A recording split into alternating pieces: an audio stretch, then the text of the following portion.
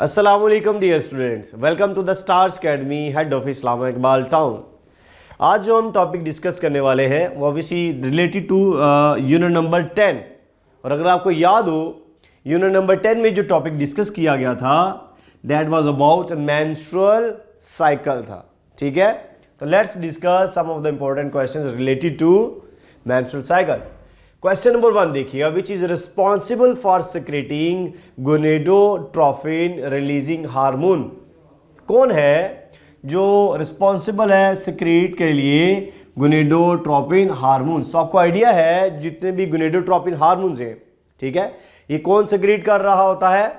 Definitely it must be the thermostat of the brain, that is hypothalamus. ठीक है, तो आपको आइडिया हाइपोथैलेमस ही तो है जो इन सारी चीजों को कंट्रोल कर रहा है, सारे हार्मोन की सिक्रीशन को, उनकी प्रोडक्शन को क्या कर रहा है? कंट्रोल कर रहा होता है। ठीक है, so thermostat of the brain will be responsible, is responsible for secreting all these gonadotropin hormones जो कि आपने मेंस्ट्रुअल साइकिल में पढ़े थे। ठीक है जी बात, that mean hypothalamus. Okay, so Charlie यहां पर राइट आंसर है जी, सही। क्वेश्चन नंबर 2 देखिएगा, in 28 days menstrual cycle where does follicular phase occurs. Follicular phase कहां पर होता है? तो आपने एक चीज पढ़ी थी, इस तरह की एक डायग्राम आपकी बुक में है, दिस वन। और आपने पढ़ा यहां पे तो ये मेंस्ट्रुएशन हो रही है और यहां से ऑनवर्ड ये जो फेज चल रहा होता है, दिस वन। ये जो है आपने पढ़ा, दिस इज मेंस्ट्रुएशन। ठीक है, मेंस्ट्रुएशन। और ये फेज कौन सा है? It's a proliferative phase. ठीक है जी, प्रोलिफरेटिव फेज है। और ये कौन सा फेज है? आपने पढ़ा दिस इज सेक्रेटरी फेज। कुछ याद आया आपको? तो गौर से देखिएगा, ये ऑब्वियसली डे 1 और ये डे 14 है, क्योंकि डे 14 में क्या होता है आपने पढ़ा, the most important part is what? Ovulation है। रिमेंबर दैट ओव्यूलेशन होती है एग्जैक्टली डे 14 के अंदर। अगर नॉर्मल साइकिल की हम बात कर रहे हैं तो it obviously may varies, but हम नॉर्मल की बात करें। अब ये देखिएगा, यहां से लेकर यहां तक कौन सा फेज होता है बोला? तो अगर आप देखिए गौर से अपनी बुक को, तो ये है जी फॉलिकुलर फेज है। तो कितने डेज में एक्सटेंड कर रहा है? ये डे 1 से डे 14 तक, राइट। सो हमारे पास राइट आंसर ये पूछा जा रहा है फॉलिकुलर फेज। तो obviously it must B approximately day 1 to 14 या यू कैन से डे 1 to 13 है। ठीक है, तो यहाँ पे एग्जैक्टली इस डेज में तो ओव्यूलेशन होगी, इसका मतलब ये 1 to 13 डेज आप कह लें किसका है? वो ऑब्वियसली फॉलिकुलर फेज का है। ठीक है जी बात, यानी यहाँ पे सारे फॉलिकुलर आपने देखा सारी चेंजेस आ रही होती है। फॉलिकुलर सेल्स होते हैं वो मैच्योर बनते हैं, maturing follicle, then mature follicle बनते हैं। रिमेंबर, तो यहां पर ये सारा फेज फॉलिकुलर फेज होता है। ठीक है, और आपको पता है इससे अगला फेज सारा कौन सा है? इससे अगला ऑब्वियसली ल्यूटियल फेज कहलाता है। ठीक, तो ये किसमें हमने बात की? बड़ा this is obviously ovarian cycle में बात करते हैं, दिस इज ओवेरियन साइकिल है। और ये कौन सा बात करते हैं? Obviously this is uterine cycle. ठीक है जी, यूट्राइन साइकिल की बात करते हैं। ओके बात ही। चलिए क्वेश्चन नंबर 3 देखिएगा, corpus luteum form during menstrual cycle is what. तो ये जो कॉर्पस ल्यूटियम बनता है, आपने पढ़ा ये एक हार्मोन प्रोड्यूस करेगा, नाम क्या आता है उसका? एग्जैक्टली जी, प्रोजेस्टेरोन। ये हार्मोन प्रोड्यूस करेगा। और आपको आइडिया है हार्मोन प्रोड्यूसिंग जो और स्ट्रक्चर्स होती हैं उसको नाम क्या देते हैं? Exactly endocrine gland. तो याद रखिएगा ये जो कॉर्पस ल्यूटियम है, this is working as a temporary endocrine glands, क्योंकि शॉर्ट टाइम पीरियड के लिए बनेगा ना, तो obviously it must be endocrine gland है। ठीक है जी बात, तो ये एक टेम्परेरी टाइम पीरियड के लिए बनता है, एग्जैक्टली फॉर अप्रोक्सीमेटली 14 डेज के लिए। और ऑब्वियसली बाद में डिग्रेड हो जाता है, आपने पढ़ा कॉर्पस ल्यूटियम कॉर्पस एल्बिकेन में चेंज हो जाता है। ठीक है, तो इसलिए राइट आंसर हमारे पास अल्फा है जी, एंडोक्राइन ग्लैंड्स। क्वेश्चन नंबर 4 देखिएगा, in which phase endometrial layer of the uterus thickens. किस में ये थिक होती है? तो definitely that must be the proliferative phase हमारे पास है। आपने पढ़ा इस तरह ये चीज, अगर आपको अभी हमने डिस्कस की तो आपने देखा ये तो सारा मेंस्ट्रुएशन है, दिस इज व्हाट मेंस्ट्रुएशन इसको नाम दिया जाता है। अब ये थिकनिंग कब होना शुरू होती है? इस फेज के अंदर आपने देखा यहां से ये थिक होना शुरू हो जाती है। रिमेंबर दैट इस फेज को नाम क्या देते हैं जिसमें ये सारी लेयर थिक हुई और वास्कुलराइज भी हुई। कुछ याद आया? सो वास्कुलराइजेशन एंड थिकनिंग कहां पर हो रही है? Yes. So this phase, obviously इस फेज को हम नाम क्या दे रहे हैं भला? This phase is known as proliferative phase का नाम दे रहे हैं। कुछ याद आया आपको?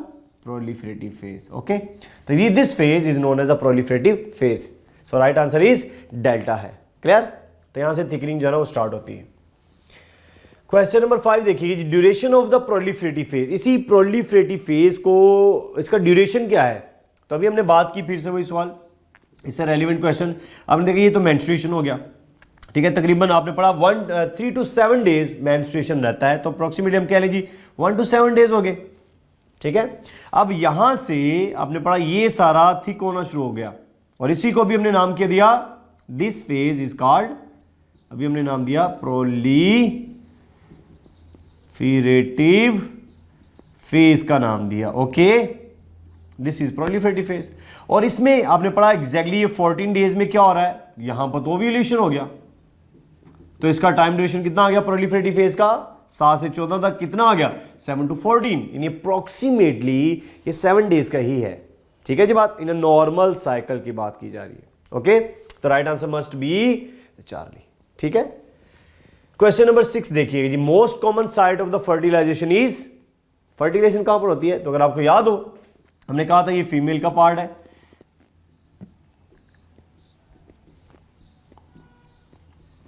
और हमने कहा क्या होता है बोला? इस पार्ट को नाम क्या देते हैं बोला? This is obviously the proximal part, ठीक है जी। प्रोक्सिमल पार्ट है, किसका प्रोक्सिमल पार्ट है? ऑब्वियसली ऑफ ओविडक्ट, या यू कैन से फैलोपियन ट्यूब हम इसको बोलते हैं, ठीक है जी। बात तो यहां पे हम बात करेंगे, इसको हम कहते हैं it's an ampulla of fallopian tube. Ampulla swollen part को बोलते हैं। तो अब देखिए इस तरह ये स्वोलन पार्ट होता है, और इसी में ही आपने देखा क्या रिलीज होके आता है? डेफिनेटली इसी में ही एग रिलीज होके आता है। और यही वो पॉइंट है कि अगर सेक्सुअल फर्टिलाइजेशन हो तो इसी पॉइंट में जाके आपने पढ़ा फर्टिलाइजेशन होती है, रिमेंबर? तो इसलिए राइट आंसर है हमारे पास बीटा। ओके जी, चलिए नेक्स्ट क्वेश्चन देखिए, question number 7। Predominant hormone produced by corpus luteum. कौन सा हार्मोन है प्रीडोमिनेंट वन जो कि कॉर्पस ल्यूटियम प्रोड्यूस करता है? तो याद रखिएगा, इट्स अ प्रोजेस्टेरोन, ठीक है। वर्ड लिखा हुआ है प्रीडोमिनेंट, मतलब यानी जो मेन और ज्यादा तादाद में प्रोड्यूस होता है वो सिर्फ और सिर्फ प्रोजेस्टेरोन है। अब आप ये सोच रहे होंगे कि कोई और भी हार्मोन है, मतलब अगर प्रीडोमिनेंटली ज्यादा हार्मोन जो प्रोड्यूस हो रहा है वो ये है, तो दूसरा कौन सा होगा फिर जो कम तादाद में प्रोड्यूस होगा? तो याद रखिएगा, ये कॉर्पस ल्यूटियम प्रोजेस्टेरोन ज्यादा प्रोड्यूस करता है, और थोड़ा सा यानी थोड़ा सा कम जो है वो क्या प्रोड्यूस करता है बोला? एस्ट्रोजन भी प्रोड्यूस करता है। अंडरस्टैंड ये बात? लेकिन आपकी बुक के कॉन्टेक्स्ट के अकॉर्डिंगली रहे तो बस अब इतना ही याद रखे कि जो कॉर्पस ल्यूटियम प्रोड्यूस करता है वो कौन सा हार्मोन है? वो प्रोजेस्टेरोन ही है, प्रीडोमिनेंटली, यानी ज्यादा, मेजर, मोर, ठीक है। तो राइट आंसर इज अल्फा, ठीक। नेक्स्ट क्वेश्चन देखिएगा, FSH इज प्रोड्यूस्ड बाय, कौन है जो FSH प्रोड्यूस कर रहा है? तो obviously it must be the anterior lobe of the pituitary gland, यही तो है जो प्रोड्यूस करता है, एंटीरियर लोब। आपने पढ़ा FSH follicular stimulating hormone produce कर रहा होता है, प्रोड्यूस ये कर रहा है, लेकिन ऑब्वियसली सेक्रेशन कहां से आती है? हाइपोथैलेमस से। कंट्रोल कौन कर रहा है? हाइपोथैलेमस। बट प्रोड्यूस कौन कर रहा है? Definitely anterior lobe of pituitary gland. Understand बात? तो राइट आंसर हमारे पास है जी चार्ली, ठीक है। नेक्स्ट क्वेश्चन देखिए जी, innermost layer of the uterus that lines it. आपने पढ़ा इस तरह ये यूट्रस है, ठीक है जी, this is the uterus part, ये है जी आपके पास यूट्रस, ठीक है। इस तरह इस यूट्रस की जो इनर मोस्ट ये लेयर है, this is the inner most layer, this is the inner most layer. और ये कौन सी है? एग्जैक्टली इसकी 3 लेयर आपने पढ़ी ना, पेरीमीट्रियम है, मायोमीट्रियम है और एंडोमीट्रियम है। तो इनर मोस्ट लेयर कौन सी होगी? डेफिनेटली नाम से आइडिया हो रहा है एंडोमीट्रियम। एंडो मीन इनसाइड, अंदर वाली ये लेयर है। तो uterus, this part is what, इसको हम नाम दे रहे हैं यूट्रस, और इसी को नाम क्या देते हैं भला? It's also called as a womb. It's also called as what? Womb का नाम भी दिया जाता है। क्लियर हुई बात जी? तो इनर मोस्ट इसकी लेयर जो सी ये वाली है, this is known as endometrium का इसको नाम देते हैं। अंडरस्टैंडिंग बात जी? तो right answer is alpha. Okay, next question देखिए जी, question number 10, highly vascularized and spongy layer of the uterus. Again वही बात, क्या आएगा? इसी लेयर को हम कहते हैं this is highly vascularized and spongy layer है। इसी this layer, this is also highly, ये देखिए वास्कुलराइज्ड है, इसके अंदर छोटी छोटी स्पॉन्जीज ये लेयर होती है इस तरह, राइट?